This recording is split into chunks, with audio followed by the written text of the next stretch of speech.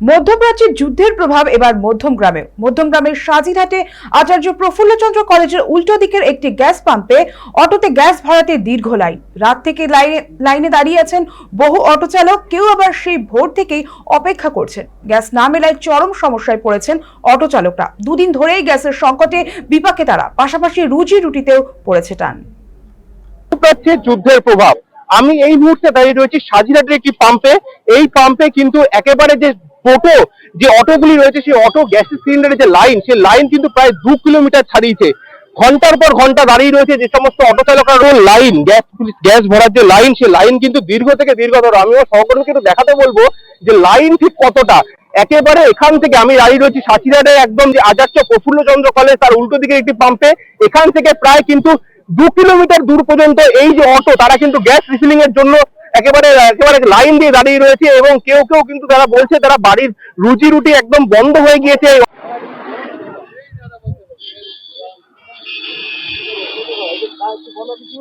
সমস্যা কি নেই।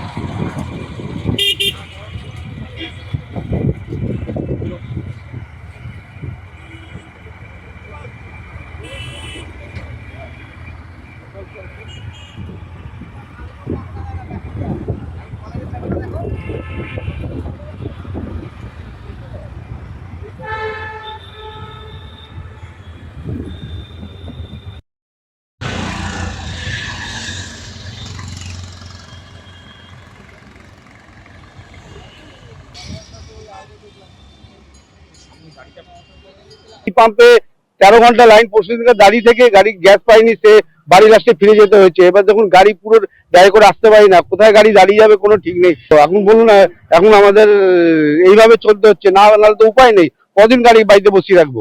ঘরে বাজানে বাধ্যতামূলক আওয়াজ হচ্ছে এখানে। এর আগে রাত্রি 3টে লাইন দিয়েছি, রাত্রি 2টোর সময় এখানে বাড়ি ফিরছি।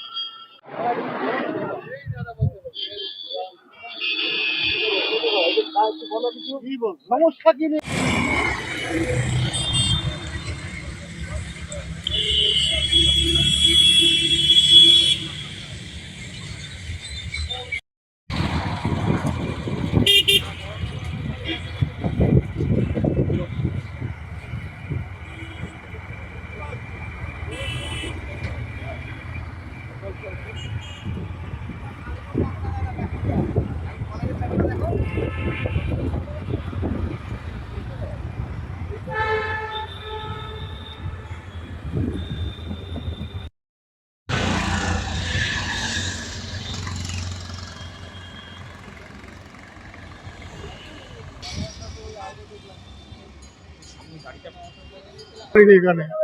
আগের দিন দাঁড়িয়েছিলাম সকাল 7:30, 9:10 দিকে গ্যাস পেয়েছিলাম। সকাল চালাতে পারছেন না, পুরো বন্ধ আছে, সারাদিন ধরে বন্ধ।